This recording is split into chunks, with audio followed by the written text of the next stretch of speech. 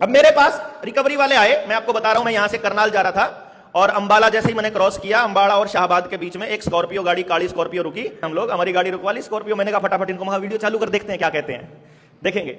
वो आया जी, उसने उतारी, वो गाड़ी नरेंद्र के नाम है, नरेंद्र विद्यार्थी के नाम। तो उसने बोला शीशा उतार के, हाँ भाई नरेंद्र के नाम है गाड़ी? मैंने कहा हाँ भाई नरेंद्र के नाम है। इसकी किस्तें नहीं गई हुई?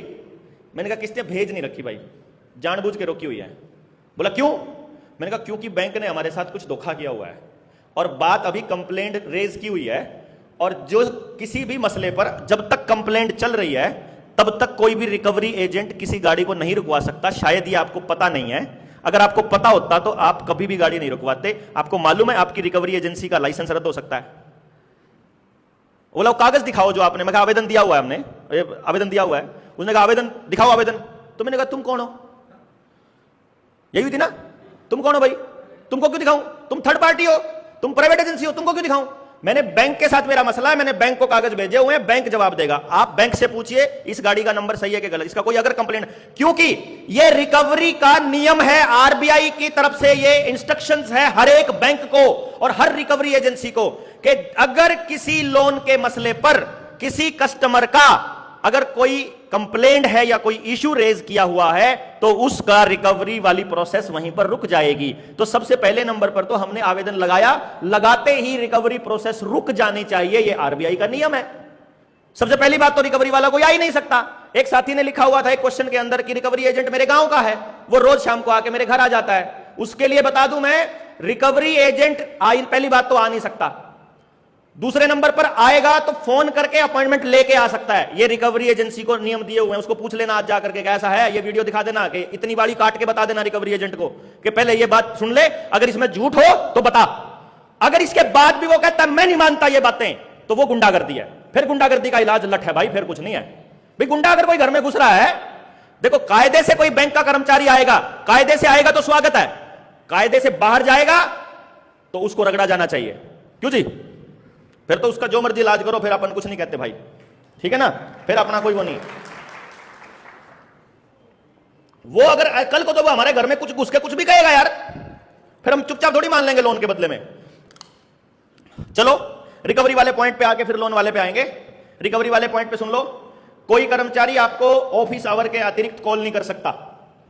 अगर 9 से 5 का, 9 से 6 का या 8 से 7 का जो भी समय है रिकवरी का, आप बैंक की वेबसाइट पर जाइए। बैंक की वेबसाइट, जिस बैंक से आपने लोन लिया हुआ है उस बैंक की वेबसाइट के ऊपर रिकवरी एजेंसीज का नाम लिखा होता है कि हमारी ये रिकवरी एजेंसियों को हमने ठेका दिया हुआ है। उन रिकवरी एजेंसियों के मालिकों के नंबर लिखे होते हैं, वहां पर सब कुछ लिखा होता है, वो लिखो। और जो रिकवरी एजेंसी वाला आपके यहां आता है, बैंक वालों को कंप्लेंट करके बोलो कि ये आदमी आता है, इसका ये फोन नंबर है, मेल कर दो आप। वो आदमी की रिकवरी एजेंसी गायब हो जाएगी, खत्म हो जाएगी, जो आदमी गलत करेगा।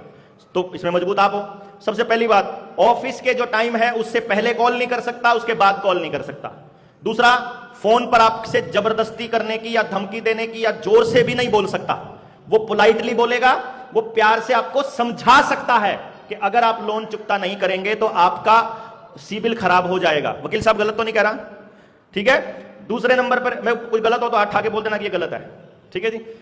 अब वो आपको धमका नहीं सकता, आपके माता पिता को, यहां तक कि आपकी पत्नी को भी नहीं बता सकता कि इस बंदे ने लोन लिया हुआ है। समझ गए? अगर उसने आपके परिवार के सामने आपसे पैसे मांग लिए या उसने किसी के सामने आपसे पैसे मांग लिए तो कंप्लेंट करो उसकी उसी टाइम, किसकी रिकवरी की एजेंसी रद्द करो, करी जाए। हम कंप्लेंट ही नहीं करते, हमको ज्ञान ही समझ ही नहीं है कि ये आदमी गलत कर रहा है पहले नंबर पर। इससे आगे वो किसी रिश्तेदार के यहां फोन नहीं कर सकता। अभी एक कॉल आई थी, मेरे एक क्वेश्चन है इसके अंदर कि एप्लीकेशन के थ्रू लोन लिया हुआ है, उसने वहां से सारा डेटा उठा लिया और वो रिश्तेदारों को फोन करते हैं। आपके घर वालों को ही नहीं बता सकते, रिश्तेदारों को तो कैसे बता देंगे? फटाक से कंप्लेंट रेज करके बताओ, वहां बैंकों को बताओ कि इस आदमी ने इस बंदे के पास फोन किया इस तारीख को। अगर रिकॉर्डिंग है तो वो रिकॉर्डिंग अटैच करके मेल में अटैच कर दो, बात खत्म। अब उसकी एजेंसी गायब। तो यहां पर रिकवरी एजेंसी की टेंशन खत्म हो गई जी।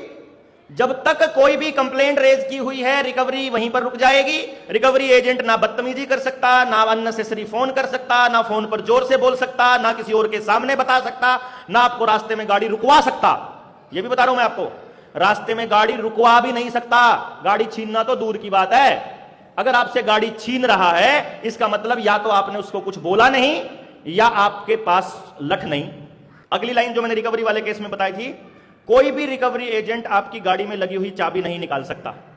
कोई भी रिकवरी एजेंट जबरदस्ती आपको गाड़ी से नीचे नहीं उतार सकता, कोई आपकी गाड़ी में चढ़कर उस गाड़ी को कहीं तक नहीं लेके जा सकता। अगर वो ले जाने लगे, आप वहां पर रखे हुए किसी भी चीज से उसका कुछ भी कर सकते हो, क्योंकि तब आप अपनी जान की रक्षा करने के लिए कर रहे हो। वकील साहब गलत तो नहीं कह रहा हूं? ये वकील बैठा है जी, तो ठीक बात है, वो एक ही बात है, प्रैक्टिस नहीं करते, लेकिन पता तो है ना आपको ये बात है। ठीक है नहीं बात जी? तो अब यहां बताओ क्या समस्या है? जब कोई आपसे गाड़ी छीन ही नहीं सकता तो वो तो गुंडागर्दी कर रहे हैं। अभी इस वक्त भी उड़ीसा में एक मसला चला हुआ है। उड़ीसा के एक बंदे की ट्रक ले गए थे और अभी वो ट्रक यार्ड से और थाने में आ गया है और कल वो अपने साथियों को मिल जाएगा, और बिना एक पैसा दिए बैंक वालों को, सिर्फ इस बात पर। अब सिरदर्दी लेनी पड़ती है भैया, आपको थाने में 20-50 लोग जाने, वहां जाकर के बैठ जाओ। अब हमारे लोगों के पास अगर टाइम नहीं है बैठने का तो फिर क्या करेगा कोई? है हाँ, लड़ने का टाइम नहीं है तो फिर तो उनके तो फिर हौसले बुलंद हो जाएंगे। अगर हमारे पास लड़ने का समय है, बैठने का, यहां बैठे भाई, जब तक समाधान नहीं होता, समाधान दो ना, कानूनी समाधान दो हमको नियम के हिसाब से दो। यूनिवर्सल लॉ टूटना नहीं चाहिए। सबसे बड़ा है दुनिया की हर सरकार, हर अदालत, हर आईपीसी, हर चीज से बड़ा यूनिवर्सल लॉ। क्यों जी?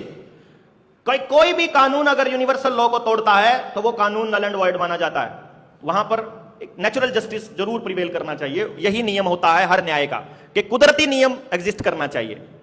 अब कुदरती नियम तो यह कहता है कि किसी भी आदमी के जीने का हक ना छीना जाए। भाई मेरा तो रोजी रोटी यही है, वो नहीं छीन सकता, कोर्ट भी नहीं छीन सकता इसको। कोर्ट भी आपकी गाड़ी को सरेंडर नहीं करवा सकता, लेकिन वो तब होगा जब हमें लड़ने की मतलब समझ होगी और हिम्मत होगी और समय होगा। यह होगा कि कोई और लड़े, फिर नहीं होगा। तो हम फिर से वहीं आते हैं। रिकवरी वाली प्रोसेस समझ आ गई थी सबको?